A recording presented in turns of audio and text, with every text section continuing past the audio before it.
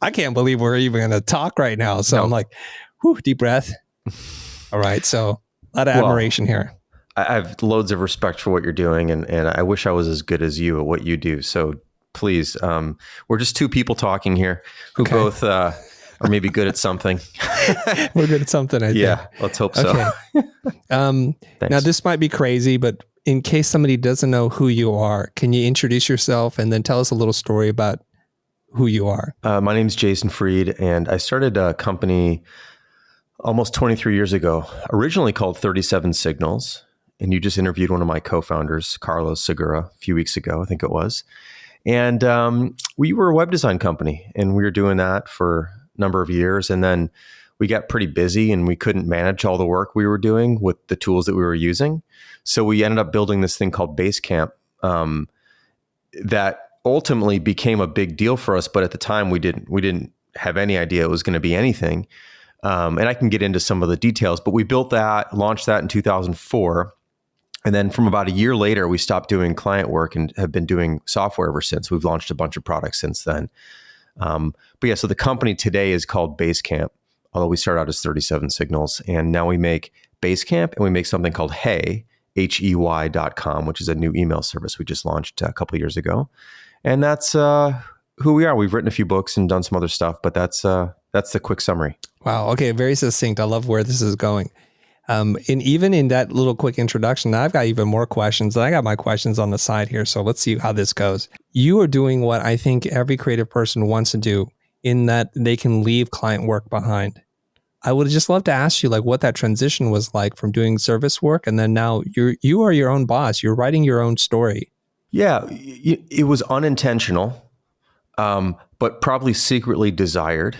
We were doing client work. Well, I was doing client work ever since I was in college, I graduated college in 96, and about 95, the internet sort of kind of came around, the internet that we know it, the visual internet, when like Mosaic was launched. So this is way back. Anyway, I always started doing freelance work, and I actually did some work before that, like just doing logos and stuff like that for some friends. But I'd been doing client work since the mid 90s, and then we launched 37 Signals, and we were doing client work. And client work it's good and it's bad. It's great in that you get to do new things all the time. You get to take on problems that you don't have yourself. So you get to like learn about other businesses and do work that you wouldn't be able to do for yourself, and to do some work that's really high profile and some work that's really personal. And you get to do a lot of different things. But then, of course, you don't really ever get to do exactly what you want, because you have a client who's paying you, and they're hiring you to do something for them. Sometimes you can get that perfect client that lets you do exactly what you want. But we decided to make the software for ourselves, and we didn't know that it was going to replace client work for us. It was just something we were actually building to do client work better, to stay more organized, to keep everyone on the same page, to have all feedback in one central place, so we knew who said what when, and who was promising what, and who was working on what, and deadlines and all tasks and all that stuff. And it just turned out that product, as we started using it with our clients, they kept saying, "What is this thing that you're using? Like, we have projects too. What is this?" And we said, "It's just this thing we built for ourselves." Eventually, light bulb goes on over your head. You're like, "There's an idea here. There's a product here." Turned it into a product, threw some prices on it, put it out in the market, not knowing what was going to happen. And then about a year or so later, it was generating more revenue for us than our client work was. So at that point, we decided to go all in on software, because we got to be our own client. You're always working for a client. It's either someone else or you, but you still have things that you want to do. So you're always working for a client. And we just decided to work for ourselves, our client. We wanted to be our own client. Mm-hmm. And then, but that was only possible because we had something else that was able to pay our way, basically. I would not advocate like basically going cold turkey, like dumping or dropping something and then starting something up from scratch with no safety net. I don't like that. So it's sort of a gradual transition over a period of a year or so until we felt comfortable and confident enough that we could do this. That's the PSA part, in case you're thinking about dumping your very profitable business, everybody. That was the warning there. Be careful. Yeah. Yeah. I'm curious about this because we've gone through this process ourselves recently, which is when you make that transition from being a service company to a product company, the culture has to change, the mindset has to change. And I found that in our own transition, it wasn't so easy for about 50% of the people. They really were other motivated where they could show up every single day as long as they know here's the brief, here's the client goals, and they would do that. But when we turned over into being like we're now our own boss and our own client, they didn't know what to do anymore. They weren't the autonomous people that I thought they were. So not everybody made it. I'm just curious what your experience was like. We were lucky because we were only 5 people when we made the decision to switch. So it was, there's 5 of us at the time. And so we were all on board, but I think if right now we're, in the 50s of people. And if we decide to completely change our business model right now, it would be much, much, much harder. This is something we've talked about in our books, this idea of mass. The more massive, and this is just physics, the more massive an object, the more energy it takes to change its direction.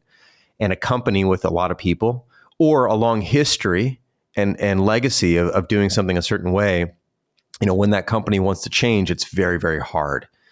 So I don't, I don't have advice around like how to really change a bigger company because that's just a totally different thing.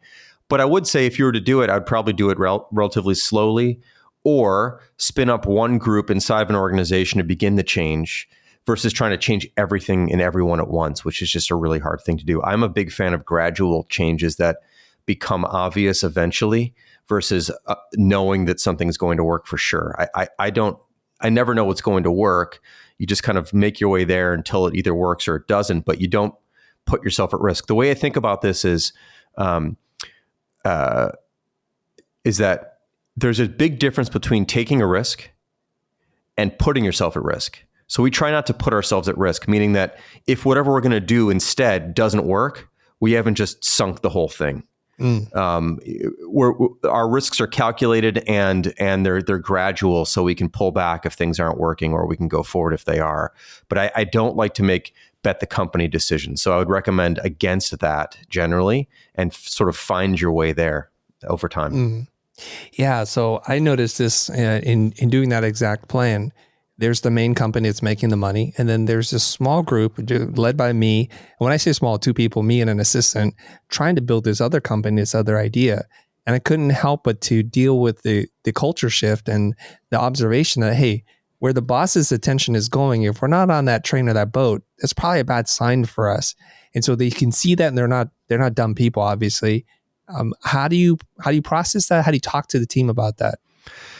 That's a really good observation, because even if you don't want it to look that way, it looks that way, right? Like where whoever's in charge of something, where their focus is sort of where everyone assumes, or that's where they assume the important stuff is. And if you're not on that boat, then, what am I doing? Or, that sort of thing. So I think we have this too when we go off and decide to build a new product. So, we have Basecamp, which has been around for 17 years and is a really strong, deep product. It's been around for a long time, has lots and tens of thousands of companies that pay for it. That's our bread and butter.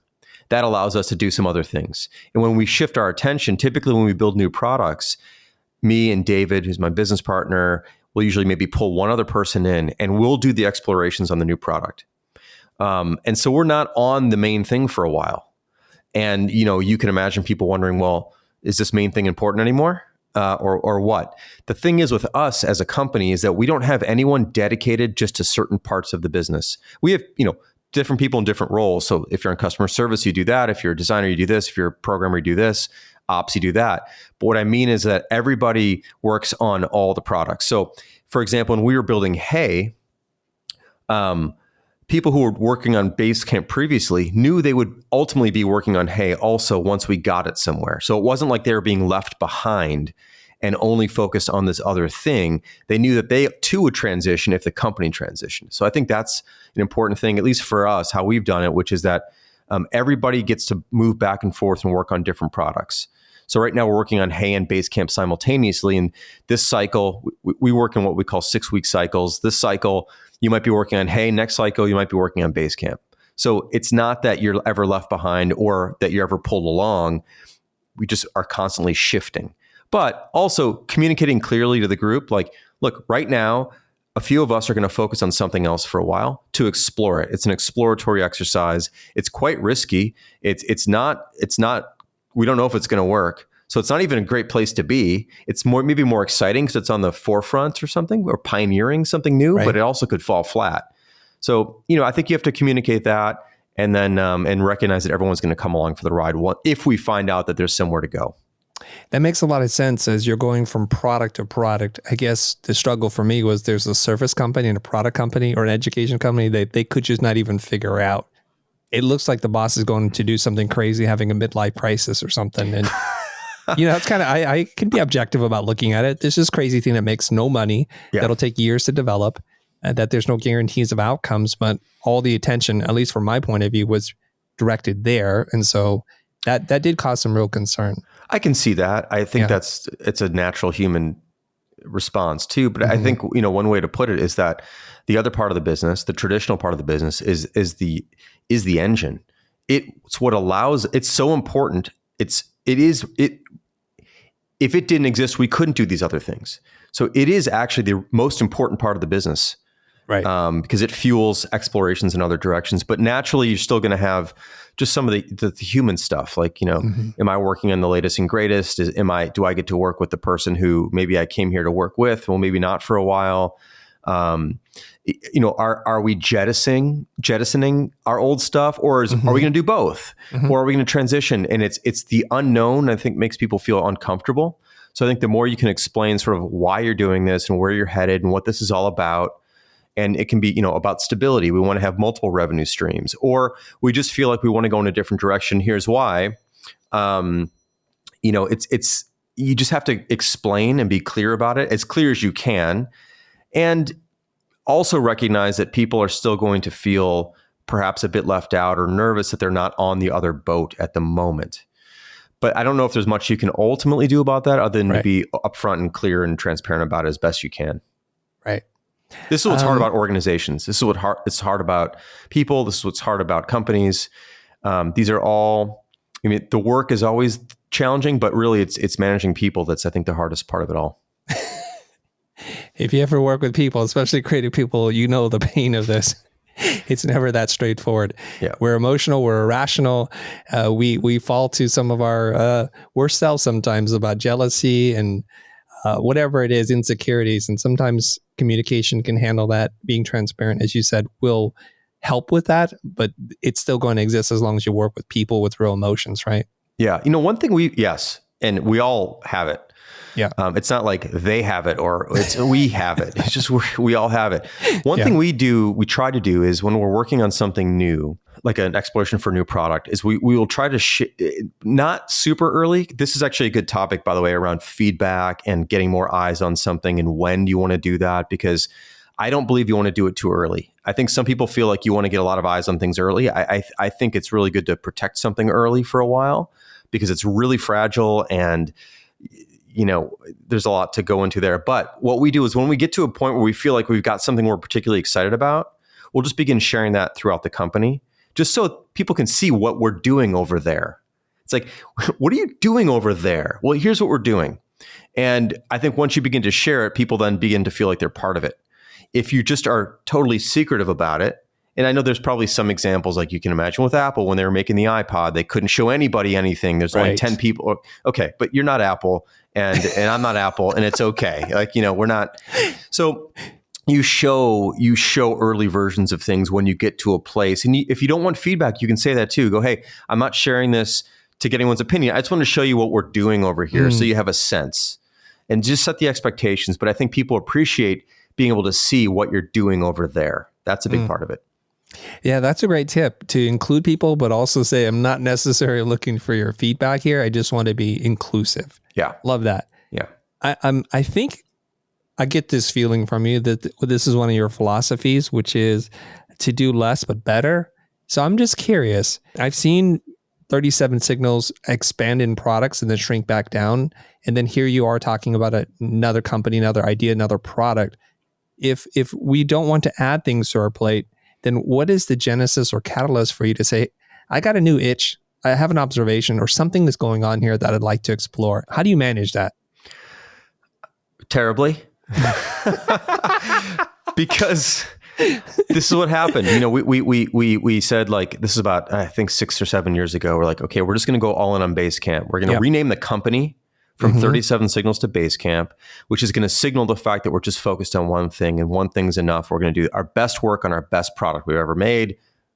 And you do that for a while and you inevitably have a million other ideas, but you always do.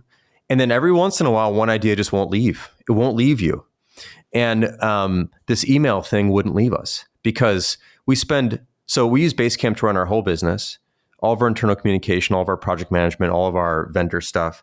But we also use email for the outside world. So when we're communicating with lawyers or accountants or the public or, you know, whatever it might be, you know, we use email. And so since we're tool builders and we want to build our own tools, and we've already built our own work tool on the Basecamp side, we wanted to build our own email tool because that's what the other thing that we're in most of the day. And we just couldn't stop exploring this idea once we started getting somewhere with it. However, the initial idea for Hey, which is sort of what we're talking about, was actually redoing a product we built earlier called High Rise. We started exploring CRM and stuff. We wanted to see if we could do a new version of that, but we just had this itch to do something else. And one of the reasons why was because we realized that we become a more innovative company when we do at least two things. And I think we started feeling ourselves going down a narrower path wasn't allowing us to be as creative as we wanted, because when you work on something that's been around for a while, there's a lot of sort of legacy limitations. You can't really explore a lot of brand new things because people are already used to a certain way and a certain thing. And so when you do a new product, you have a chance of starting from scratch. And those ideas fuel then your other thing. And you kind of go back and forth. We kind of call it internally tick-tock development, like tick over here, talk over there, back and forth and back and forth. And so now we brought a bunch of the ideas from Hey into Basecamp, and we're bringing stuff from Basecamp into Hey.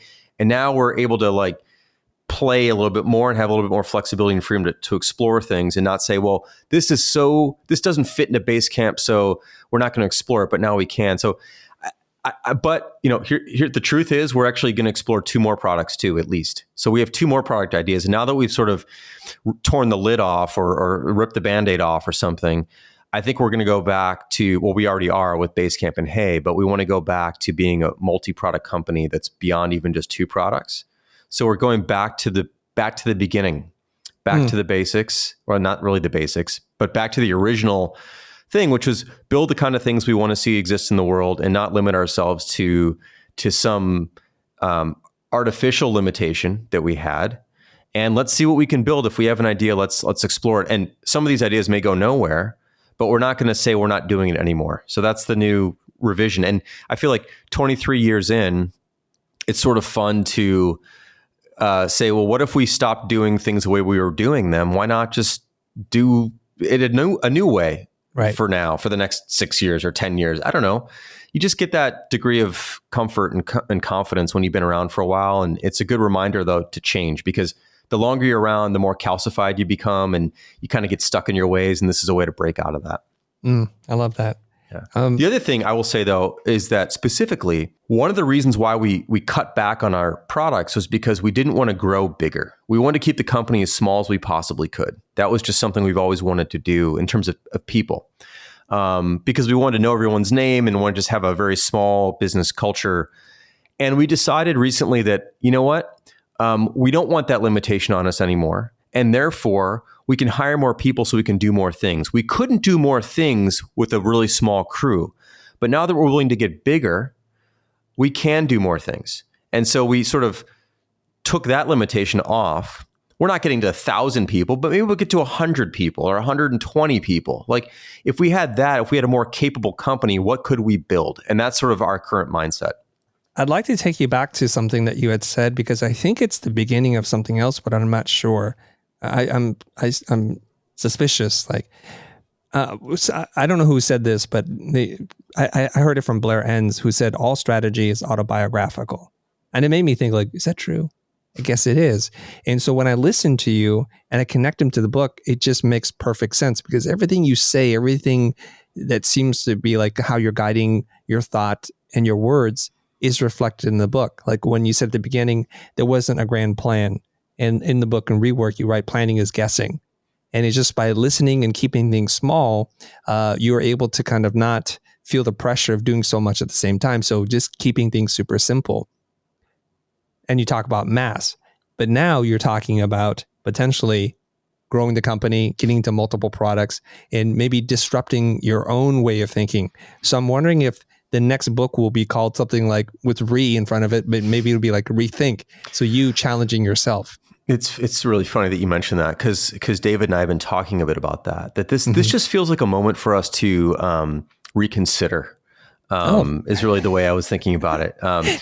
Reconsider a lot of assumptions, preconceived notions, and recognize that we're in a fortunate position where we can build a business, try something else, and it's still the same thing fundamentally. We're not raising outside money. We're not, trying to be a unicorn. We're not, none of that stuff. This is like one step away from where we are today, but just becoming a more capable company. And that requires us to reconsider a number of things in terms of hiring middle management. We need to bring in some more managers.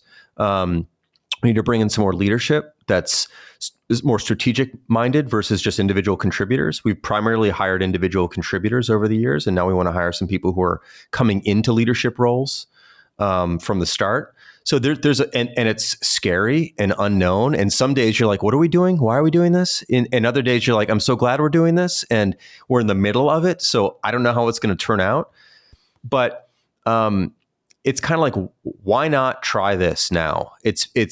We've been doing this for a long time. We know how to run a business the other way, or the way we've been doing it. Now let's challenge ourselves to do it a little bit differently. And we know we can do it because we've done it before. We used to have 4 products, and we had 4 products with like a team of 12. So certainly we can have multiple products with a team of 80, even though things are harder today because now you have mobile apps to do. You've got more stuff that you need to build, higher expectations, more platforms to cover. But we should absolutely be able to do this. And so, yeah, I think the book would probably be, reconsider, or like rework was another topic, another title. We don't have a book in mind yet, but, or reworked, I don't know. It's exciting to think that in a few years, we'll be able to reflect probably on the changes we're making now and take some lessons. So part of the reason why you might find some continuity between the book and what I'm saying is because the book is based on what we've done and what we think. It's not theoretical. It's very practical. And so we can only write another book once we have enough lessons that we've built up and experiences that we've had, and then we then put them down on paper. So we're not predicting where we're going to head. It's actually a summary of where we've been. And we'll see when the next one comes out. If we ever do another one, it'll probably be about this transitional period right now. Right. So this will serve as an interesting time capsule or timestamp on your thinking. And I get that, like the books are reflecting back what has worked and what you align with. So if that changes, then it would make sense for you to release that book, because people wonder like, okay, so they're doing things differently now, and we're curious as to how they got here. And then you can tell that story, right? Yeah. That's, that could be the plan. We don't set out initially to decide to write books, but often what ends up happening is we come up with a title for one, and then we have to do it because we like the name. I'll do the same thing with product design. Whenever I come up with a product name, I'll give you like an example. So we're thinking about building a calendar, a new calendaring system, which is going to be more than just a calendar, but be related to Hey, our email thing, because email and calendar seem to go together. But also, it will probably stand alone. By the way, I'm sharing things that are not solidified yet, so please no one quote me on this. But this is what we're thinking about, and I came up with this name, Heyday, which is like the perfect name for a calendar in my mind that's related to the product called Hey, and also there's something more to it. And now like I almost feel like we must do it because we have a good name for it. Now, that's not the only reason to do it, but that's one of the things that gets me excited is a good name for something.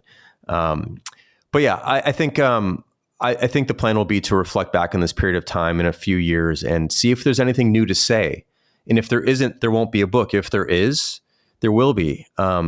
And I think what's interesting about this period of time in the company's history is that it's growing is challenging. We have to do a bunch of things we've never done before. And most of these things are things that we've railed against in the past.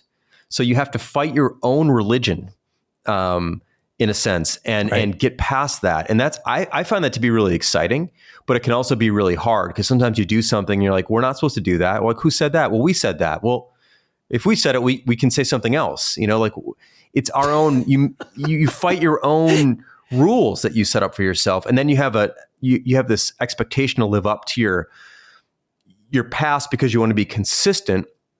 But like, I'm much more interested in context than consistency.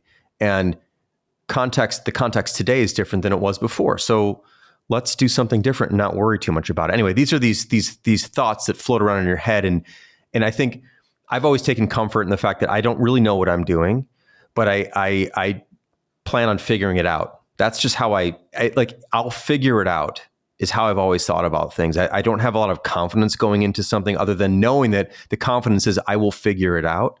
And if I don't, again, I'm not putting myself at risk. So it's okay. And so it's a couple of those things together that gives me the confidence to try something new. Well, either way, I'm curious to wherever that takes you, because it will either confirm like, nope, the original philosophy and religion was really solid, even though we tried to break it ourselves, or, hey, you know what? Sometimes it works like this and sometimes it works like some other way, and everybody find your own way. Yes. Which is something I really appreciate. I think in the interview you did with Carlos, he was talking about how I think he thinks like advice is bull or something like that. This idea that like everyone's situation is so different, timing, context, other situational variables, luck. So like giving advice is, I mean, I give it, but what I really am trying to say, like, this is what's worked for me. I don't know what's going to work for you. I don't know what's going to work for the future version of us. Even I don't know.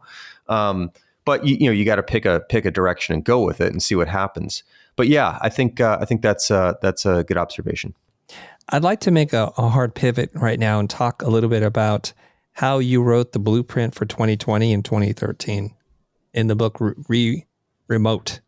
And it's really interesting because I did not read it in 2013, but we've been living some of those philosophies. And then when I read it, kind of like, oh my God, this is the way. And we've seen what has happened to businesses all over the world because of COVID. And you wrote this idea that there's a bunch of things in the book, but about decentralizing your office, your operation, to prevent it from catastrophic failure if one system goes down. And you're making a case for distributing the workload across people and allowing people to work remotely. And I'm just curious about your thoughts, having written that in 2013 and seeing the economic devastation, not even to talk about the health impact that COVID has made. But I'm just curious, like 7 years prior to this happening, you already kind of wrote about it. What are your thoughts on that? Yeah, obviously we never could have predicted this terrible couple of years. But remote working ultimately is about building resilience in an organization, the ability to work from anywhere, anytime, and hiring people from all over the place. And remote working is not just working locally far away or far apart. It's actually a fundamentally different approach to work. It's a more trustworthy way of working.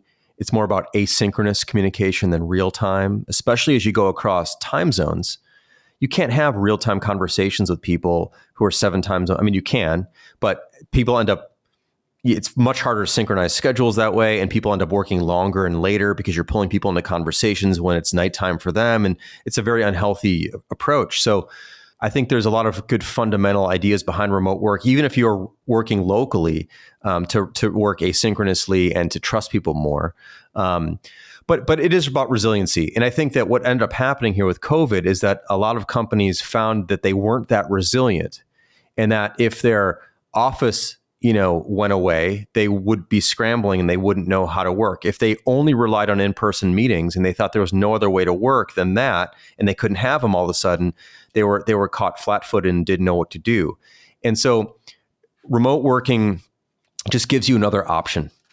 That's at the fundamental level. But the other thing that's great about remote working is you get to hire people all over the world, and you're not limiting yourself to hiring people just, within 30 miles of your zip code or your home office or your office or whatever. You can hire incredibly great people all over the place, and they are everywhere. There's a tendency in the tech industry to fight all over the same people, that there's this talent war for the best 50 or whatever.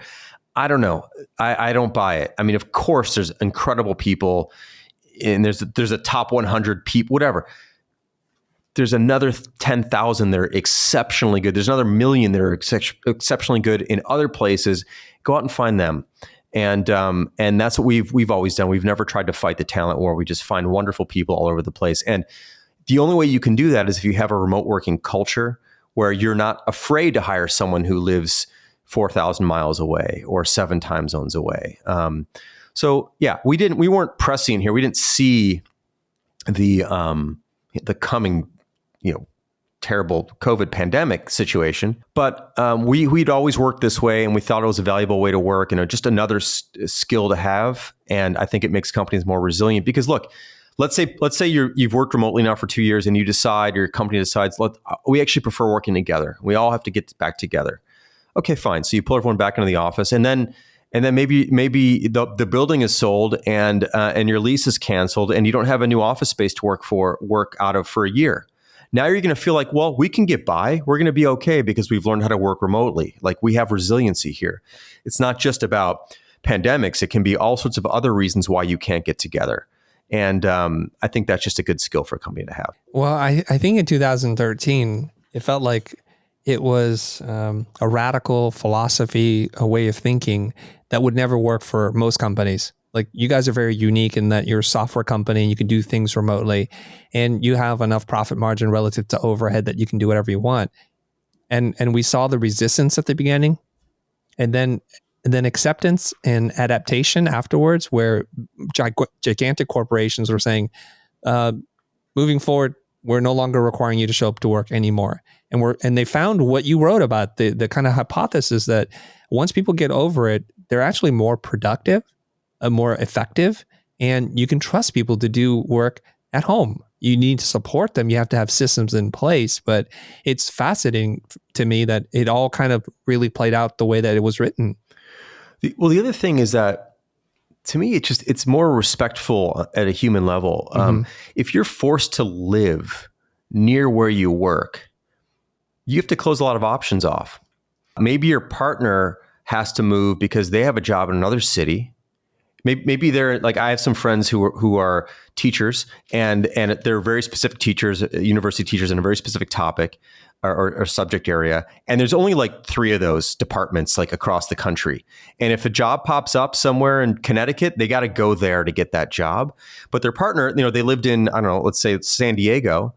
And now, like, someone has to leave their job. Someone has to lose their job because they can't live near where their other job was. So their partner can, it's like, there's so many fundamental life decisions that come with where you work when you're locked into a place.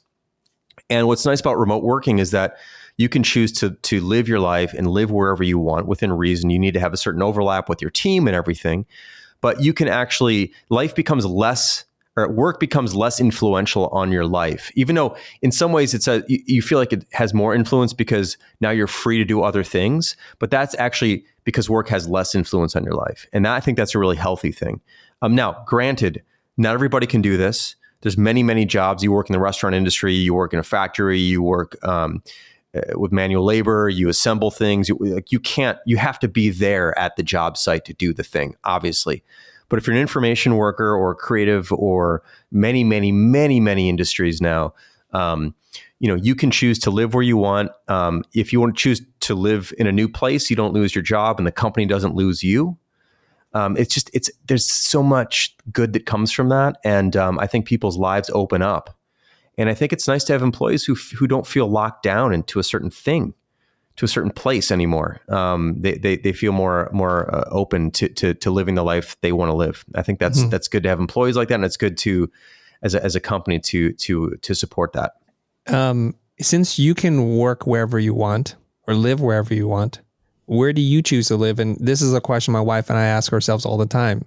We could be anywhere doing what we do today, and no one would be the wiser. So I'm curious. I'm seeing you in a space. I assume it's your home, but I don't know where you are. Where are you? Yeah. So, I'll tell you where I'm at in a second, but I lived in Chicago my whole life, basically. And I went to school in Tucson, Arizona, so I can get out of Chicago for a while. And I went back to Chicago afterwards. And then a couple of years ago, actually during the pandemic, my wife and I, and we have 2 young kids, 7 and 3.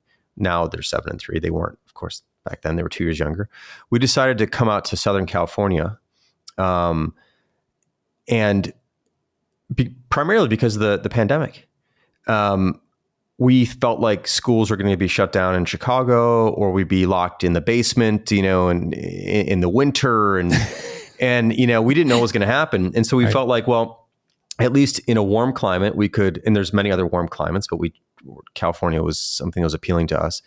We could be outside. Our kids could, maybe school could happen outside. Schools were starting to happen outside. Mm-hmm. We could spend more time outside and not feel like we were cooped up inside, which is what happens in a cold weather city in the winter. You feel cooped up, basically, especially with young kids. So we came out here, and we're staying out here for now. I don't know how long we'll be here. We might be here forever. I'm not sure. But it was driven by a life decision. And then, our work obviously allowed us to do that, which was great. And it wasn't just that because I own the place, I could do it. Any employee could do it. That's the other thing. Like you can't have these things that this person can do it, this person can't. That just doesn't really pan out. You've got to allow that flexibility to everybody. I know there's been some companies that have allowed like executives to be remote, but not someone else. It's like that just doesn't work. It's all or nothing, unless, of course, again, like you might have a company that has retail locations, and people in retail have to be there, but people in corporate don't because they're not customer facing. That's a different story, perhaps. I have a question for you because I just noticed this about myself. I was mostly working from home, but there was this option to go into the office and see the team, and people can come and go as they need, as long as they figure out what they're doing. We don't really care. We have very few manager types. And then the pandemic happened, and then now I'm in this weird routine where I'm just at home most of the time, and it's starting to take a toll on me. I do go out for walks, I do exercise, but I think you have probably a head start on all of this because you've been thinking this way and working this way. How do you kind of keep fatigue of like just doing the same thing and not being social with people at bay?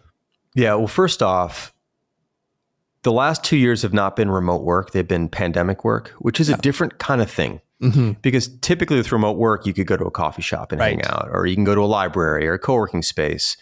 You could see your coworkers if they live in similar cities.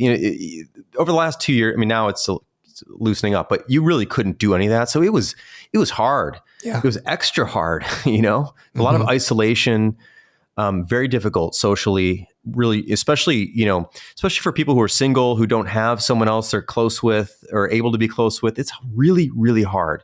So hopefully that's going to loosen up here soon, and people are going to be, in certain parts of the world it already has, certain states it has, people are going to find out that remote working is actually probably better than it's been over the past couple of years. For me, I take a lot of walks.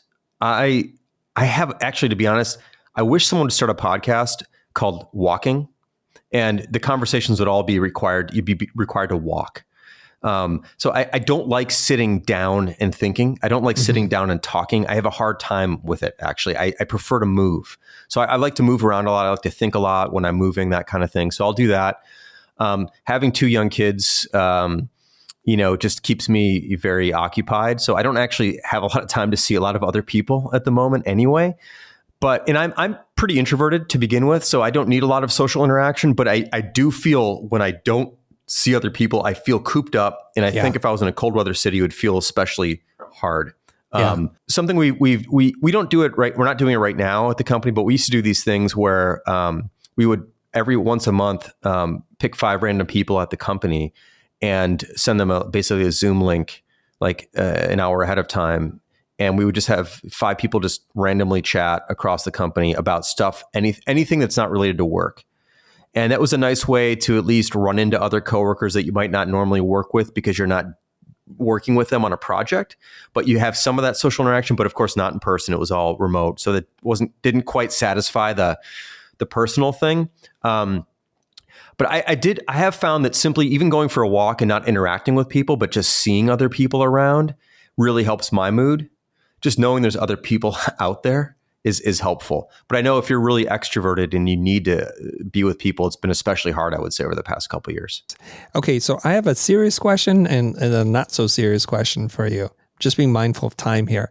So the serious question is this. It seems like the things that you write about, and from what I can gather by watching your videos or listening to you, is that you place an importance on just uninterrupted time to think, to work, to do whatever you need to do. I think Peter Drucker, in his book, The Effective Executive, said it's a priority for an executive to consolidate the largest amount of discretionary time. Okay, so if that's your way of your philosophy, your ethos, what do you do with your time? Like, assuming that, you know what, there's no meetings, nobody's bothering me. I noticed no one's messaging you right now, so there's a lot of this discretionary time. What do you do with your time? During the work day, basically? Yeah. Mm-hmm. Yeah. So this is a fundamental tenet at Basecamp, which is I feel like my job is to help people protect their time and attention because it's the thing everyone else wants from each other. And the quality of an hour is incredibly important to me. So there's a bunch of different ways to slice 60 minutes, but the best slice for me is 60 minutes. It's not 4 15-minute blocks. It's not 2 30-minute blocks. It's 60 minutes straight. Uninterrupted stretches of time. What do? I think, I draw, I sketch, I work on new ideas for the products that we're working on. I reconsider how we're doing certain things. I write a lot. And those are the kinds of things that I can't do in fragments, although I will also do them in fragments. Like an idea will pop into my head at 9 o'clock at night when I'm, just put the kids to bed and my wife and I are having a chat and then I have some private time or whatever, like something will pop in my head. So things do just come in fragments, of course, but I feel like I can't work through those things unless I have long stretches of uninterrupted time. And this is not, again, just a privilege for me because I own the place. This is something that we're very careful about with everybody, which is why at Basecamp, we rarely have any meetings. We advocate for, we don't have what we call presence. So our products don't have a little red or green or yellow dot next to your face showing you if you're available or busy. Like the assumption is that everyone's busy working on their own thing and you need to respect people's time and attention. So don't reach out and try to grab someone. If you have a question, write it up in long form and post it to Basecamp and let people get back to you when they have a chance versus when you need the answer immediately, unless, of course, it's truly urgent. So downplaying this idea of urgency, this is a cultural thing, though. It's everyone has to sort of believe that urgency is overrated, ASAP is poison, unless it's absolutely, truly necessary, and then you do grab someone. So when you go more towards asynchronous communication, when there's no expectation of immediate response, people end up having the ability to even have 2 or 3 hours to themselves uninterrupted. Maybe then something comes up and you deal with it. But ideally, I want everyone at Basecamp to have an 8-hour day to themselves. And they can decide how they want to spend that with their team and whatnot. But it's not like, my first half of my day is just absorbed by meetings. And then I've got an hour and then I got another thing and I've got an hour, I got another thing. So I have no time really to really work through things. And so now I'm going to work late at night or in the mornings or on the weekends because I don't have any time to do things at work anymore. That's an unhealthy place to be. So we try to push all those distractions to the side and give everybody long stretches of time. And when you have that, you can actually achieve a lot in a little. So we work about 40 hours a week. per person at Basecamp. We're not pulling all-nighters. There's no 70, 80-hour weeks. There's no weekend work unless you're on a weekend shift for customer support, something like that. 40 hours a week is plenty of time if you have about 8 hours a day to yourself. If you have 2 hours a day or an hour, it's tough because you had things to do and you can't get them done in that short period of time. When your day is sliced into a billion pieces, it's really hard. So that's a fundamental thing, that we're able to get a lot done in a short period of time, in a reasonable amount of time, because the quality of our hours are high. And the more of those hours you can stack back to back, like it's kind of a superpower to have 3 hours to yourself straight through. That's just something most people don't have. I remember I spoke at a conference a number of years ago. Everything was now a number of years ago, conferences. And I just asked people, like, there's like 600 people in the audience, like, put your hand up if you've had 4 hours to yourself at work in the past month or something. And like, relatively no hand, maybe 5% of the hands, that's sad to me. It's sad that people don't have 4 hours to themselves at work. And we're trying to make sure that that's like every day at Basecamp is sort of the aim. Of course, different jobs are different. Like if you're in customer service and you're answering tickets, that's a different story, but at least you're not being pulled off in meetings and then also having to answer tickets, So we just want to make sure that the thing that you're doing is pretty much your only focus for the day. That's the aim. I one of the things I recognized early in the pandemic was I was exhausted at the end of each day in ways that I wasn't exhausted before. And then it dawned on me like a month and a half into it, like, why am I so tired? What is going on? Because I was working uninterrupted for 8 to 10 hours a day, which I've never had since starting my company. So you talk about the quality of the hour. I mean, I would challenge those 5% who raised their hands who said I had 4 hours of uninterrupted quality work time. Because man, you could do a lot if you had that kind of time. So even the idea of 40 hours of, do what you need to do, no one's going to interrupt you, that is crazy. Your effectiveness must be through the roof at that point. Yeah, you actually 8 hours. You should be tired at the end of 8 hours because you actually worked. And by the way, no one's literally working for 8 hours. Like you're lucky if you get, like, let's be honest, like a good 4 hour day, really. Like, but if you get 4 uninterrupted hours, that's equivalent to like someone else working 10 hours and spreading their day across a bunch of different things. I mean, like 4 hours is awesome. And for those who don't think 8 hours is enough, just jump on a plane in Chicago and fly to London. That's 8 hours, and just sit there. And you're going to see how long 8 hours is. It's a lot of time. It's an extraordinary amount of time. And again, if you can get half of that uninterrupted and contiguous, you're going to see just how much time that is and how much you can actually literally get done. So the people who work 10 or 12 hour days or 14 hour days, the reason they're doing that is not because there's 14 hours of work to do in a day. It's because their time is spread across so many different things and it's so fragmented that they can't really get into anything. And then the things they have to do require that kind of time, and they don't have the moments to do it. So they're just spread. But if you don't have to be spread and you can be, condensed, you can get a whole lot of stuff done in a short period of time. Yeah. I just remember after reading your book, I had this thought.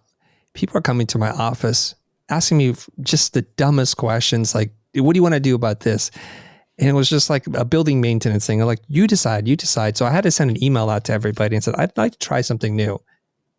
If someone else can answer it, please ask them.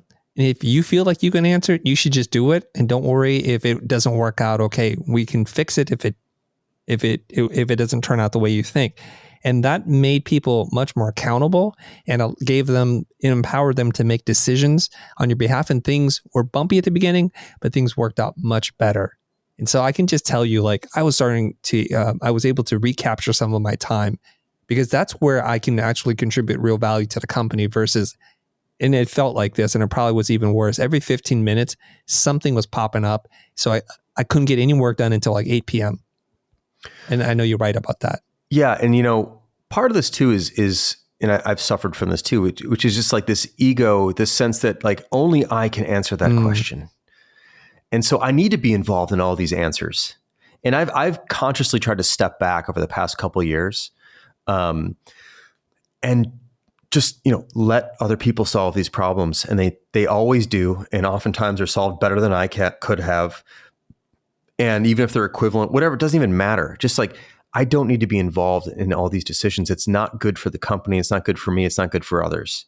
let people use their own mind, let people use their own brain, solve their own problems.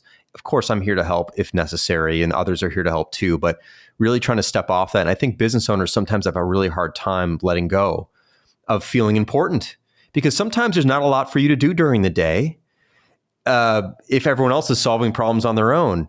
And so you feel like you need to get involved so you're still relevant or important, but really you're important because you're not involved. You've created a place where people can solve their own problems. That's a really valuable way to build a business. It shouldn't just depend on you. And I think it's hard sometimes for people to realize that the business may not depend on them anymore. And that's actually, I think, the enlightened state. The place you want to get to is when you could potentially walk away and everything would be okay. That's where you want to get, even though it might feel scary to get there. You had mentioned that you had these things where you do like a random thing where you pair 5 people up to talk. Aside from that, what do you do to still feel connected to your team? Because I'll admit this right now, during the last 2 years, there's some people where I didn't even have a synchronous conversation with, and I haven't had one with them for like 6 months at a time. Yeah. Well, so, it's hard. So we used to, even when we worked remotely, because we've always pretty much worked remotely, we would always see each other at least twice a year. So we'd fly everybody into Chicago when we actually had an office in Chicago from all over the world and spend 2 weeks a year together. And that felt like we did one in the spring, usually one in the fall. And that felt like enough FaceTime, even though it was only 2 weeks, but it was enough high intensity social FaceTime to see everyone, to hang out with everyone, to share a meal, to share a smile, to goof around, that kind of stuff. Like, that was good. And we haven't been able to do that for a couple of years. We're actually doing our first one in Miami next month. We're doing it in Miami because it's a good place for people from Europe to get to and a good place for people in the US to get to. So it's kind of a nice central location around the world. Of course, we have people in Hong Kong and Australia as well. So that's always going to be far. Right. But we're doing it. So we're very much looking forward to that. It's been a long time since we've seen each other. I'm very intimately involved with building the products that we build. So I work with a lot of people on a daily basis, but I don't work with everybody. And as we begin to layer in a little bit more leadership, I'm working with fewer people actually, because other people are now running groups. For example, like customer service used to report to me, and now they report to our COO, Elaine, who just started. So they're reporting to her, not to me anymore. So I don't talk to Chase, who runs customer service, as often, and that's kind of weird because I'm pulling back from some of those interactions. So I need to make a conscious effort to reach out to people and just say, hey, I'd love to catch up and just chat or something like that. So that's something I think is on you, is on me to do, to reach out and to be available and to be present, and just to catch up with people. So there's that. There's also, we've also instituted some, even though we don't have a lot of meetings in the company, we do have a couple team calls a week. So we have a design team call Tuesday mornings and a product team call on Thursday mornings. There's 1 hour. And the whole team gets together, and there's no real agenda. We just kind of shoot the shit, talk. Maybe something comes up that we're working on, maybe not. And that's been really helpful. That, again, doesn't cover the whole company, but it covers more of the company than just the people I work directly with. So I'm involved in some of those. And, but yeah, I think ultimately, if you want to interact with people across the company, you have to get out there and do it. It's unlikely that people will come to you just because of the inherent power dynamics of an organization. It's just awkward sometimes for someone to go to the owner of the business and say, hey, can we just chat? So you have to do that. You as the owner or as the CEO or president or VP or whatever, you have to make that happen. So I think it's on you to do that. Well, Jason, I know that time is very precious for you, and you've given me more than 1 hour chunk of your time. And I'm just honored and thrilled to have this conversation. I can't wait to share this with our audience. Well, thank you. Me too. And this, it's hard to imagine a better way to spend an hour and 15 minutes than to chat with you about these topics. And I hope this is useful for your audience. And as I've mentioned, I really, really love what you're doing, and it's been great to finally meet you and chat. So thanks for having me on. Thank you so much. Yeah. If people want to find out more about you, where do they go? Well, it's funny. I would say Twitter normally, but I'm not really there. You just as went much on anymore. the anti-Twitter rant. But if you go to world.hey.com/Jason. So world.hey.com/Jason, Jason. That's where I'm doing a lot of my publishing these days. And you could sign up for my newsletter there, and I write something once a week, maybe, so you won't get slammed. So there's there. LinkedIn, I'm doing a little bit more writing too. LinkedIn feels like a little bit more of a positive place these days. Yeah. It's actually interesting. LinkedIn feels like it's having a bit of a resurgence. I think because so much of social media is quite negative, LinkedIn doesn't have that. It doesn't seem to have that. It seems to be a pretty positive place. So I'm enjoying there. So you can find me on LinkedIn. And then, check us out, basecamp.com, hey.com. And I will tell you this, keep an eye on 37signals.com as well. Something coming back? Let's just say maybe. Yeah. Okay. We'll talk about that again another time, I say. But yeah, so 37signals.com is something to keep an eye on. You'll be watching it for a while, nothing will be happening, but at some point something's going to happen there. I like that. We'll end with the tease and to be continued. It's a cliffhanger. Yes. Perfect way to end the episode, Jason. Thank you so much. Thanks, Chris. Hi, my name is Greg Gunn, and I'm the producer of the Futur podcast. And yes, we do have a podcast. In fact, we've been having one for years, and that's exactly why I'm here talking with you. You see, it's really good, and I think you should listen to it. If you like what we do here on YouTube, then you're gonna love what we do on the podcast. You'll get to hear intimate conversations and personal stories from some familiar faces and others you might not know about yet. Plus, you can listen to it while doing something else, and you won't miss a thing. So, if any of that sounds interesting to you, go visit thefutur.com/podcast or find it on your favorite podcast listening app. I hope to see you there.